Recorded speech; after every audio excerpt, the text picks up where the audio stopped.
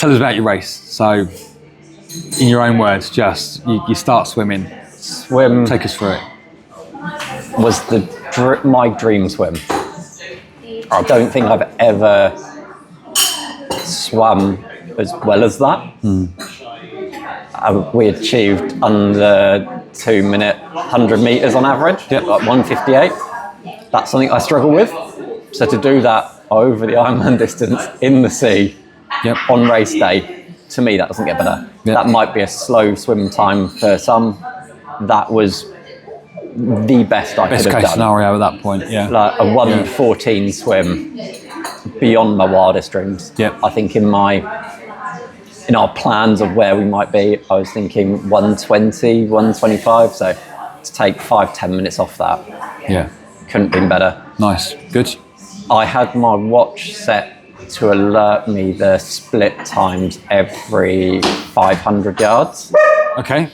And so as long as those 500 yards were under 10 minutes, I was on track to swim where I thought I would swim. First 100 yards came up, it was like 8 minutes. I was like, well, that's gone well. Like, surely that's not achievable. Next 100 yards come up, again, it was in the 8s. I was like, well, this is going well. Can I really keep this up? I think about 3/4. I kept checking it every 500 yards, just like trying to glance. Look, in the middle towards 3/4, I saw like a 9:50 come up. Is that as you came back in?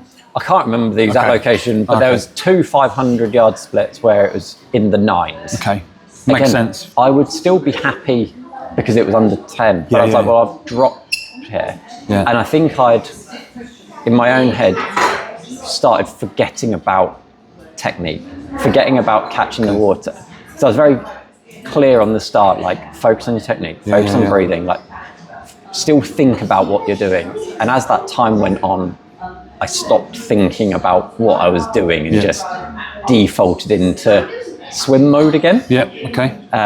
And then seeing those slower splits went, no, right, focus, catch the water, bend your elbows, keep breathing. That brought me back to what I needed to be doing. And then the split time started coming down again.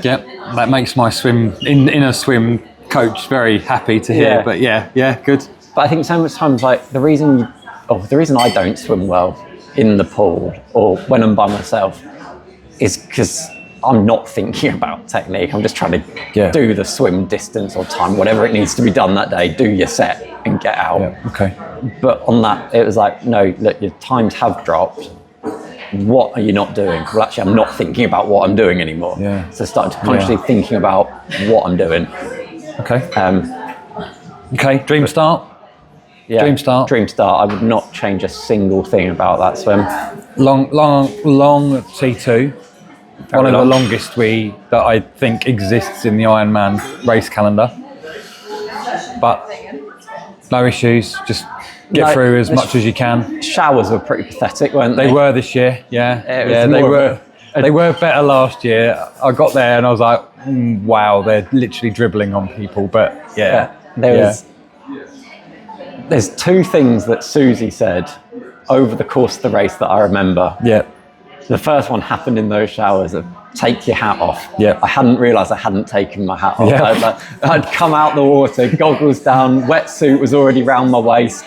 I'd done everything else and I was powering down the beach. She was shouting it at you. Hat. Got under the shower and I was like, right, quickly. And all I could do was say, take your hat off, hat. I was like, oh yeah, I do need that. And then I grabbed it from the top, not really thinking, and it had properly like sprung off.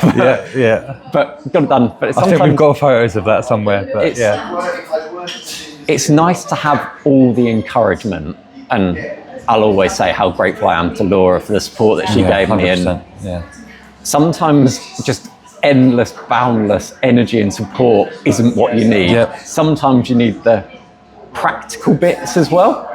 And taking the hat off is probably a good one. Good. Everyone goes, well done. I love the one where you just started the marathon and they're like, oh, almost there. You're like, no, I'm not. I'm really not. No, I'm not. But yeah, like the cheering and the support and the encouragement is always great. But it's always nice to have actual practicalities nailed in. Just reminders. Okay. If someone can spot that you haven't done something that you need to do, them telling you that is beyond useful. Yeah. Okay. Bike. Dream bike, right? I'm going to start this off actually, because obviously at that point everyone always assumes coaches then just go and sit in a bar and relax for 2, 3, 4, 5, 6, 7 hours. Not the case. I think I went through 2 power banks that day, just like checking splits, and I sat there and went, "Oh my god, he's gone out hard. He's gone out hard."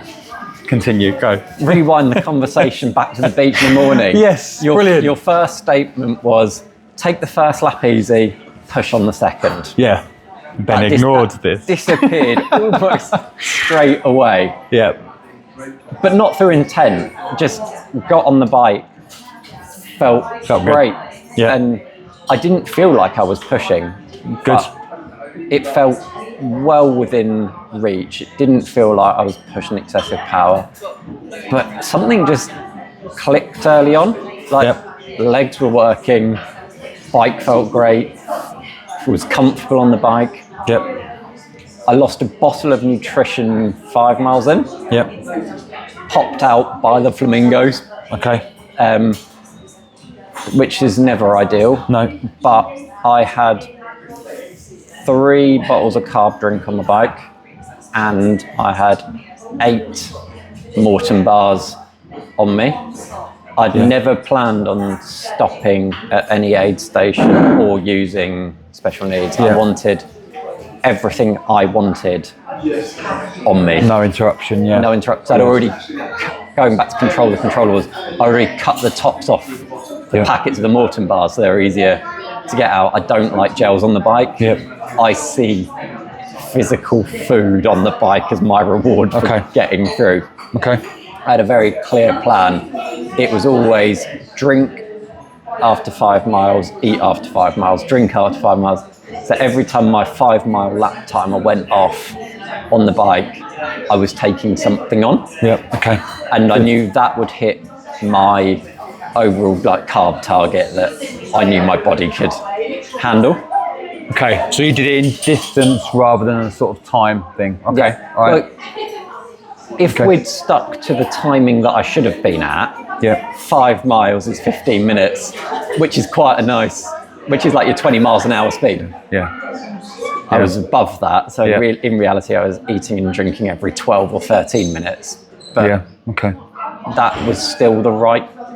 I was going to say, so when you came, I know we're sort of fast forwarding through the bike because it was such a strong bike from start to finish. Yes, I did panic at the start. From a coach's point of view, I was like, oh, I hope he doesn't pay for these first segments. Because I don't know if you've paid much attention to the splits, but you get it quite sporadically, and you kind of look as in when's he expected at the next one. Now the tracker gets more reliable as the day goes on. But certainly at the start of the bike, it gives you this airy-fairy type of thing, but you're glued to it as a coach, absolutely glued to it. But did you get to the end of the bike and go, I'm ready for the run, or did you kind of turn around and go, I'm too full, I've had too much, or I haven't had enough? Or no, I felt ready. You felt ready.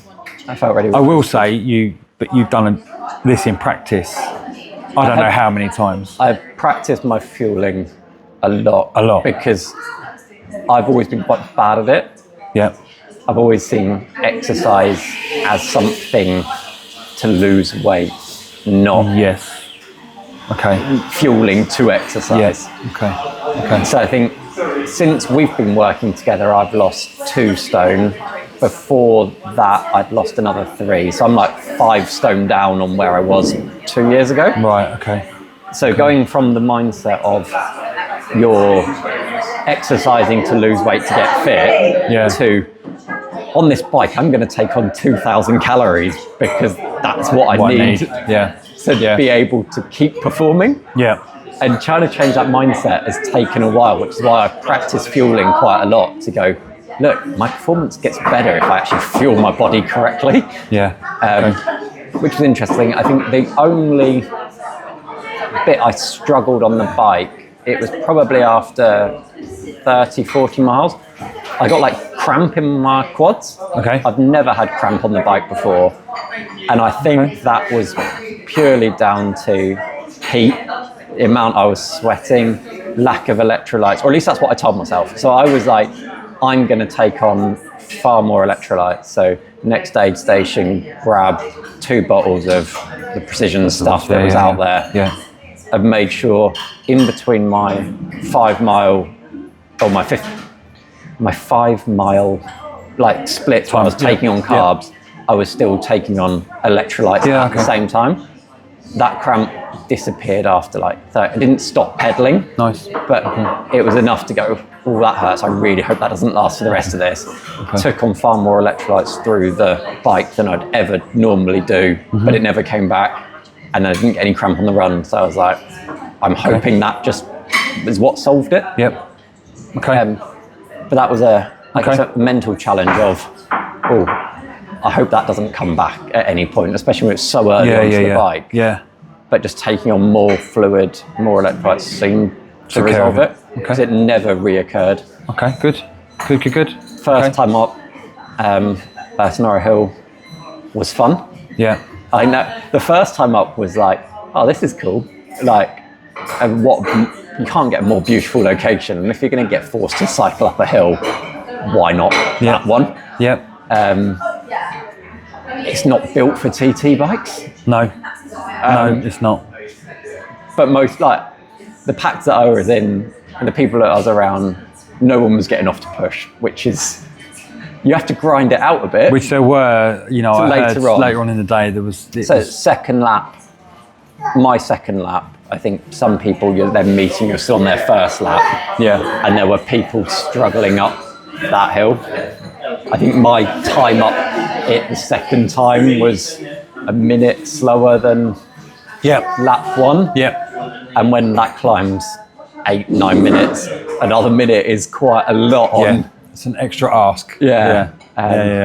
Again, you certainly know from the tracker where the hill is, because your average is so heavily impacted. I mean, we know, for anyone doesn't know the course, it is beautifully flat apart from this one horrific hill, which if you're on a TT bike, you start to question why you're on a TT bike. But then for the rest of the course, I wouldn't have it's answered. I wouldn't have it on any other bike. So bike wrapped up 5 hours 10. Yep.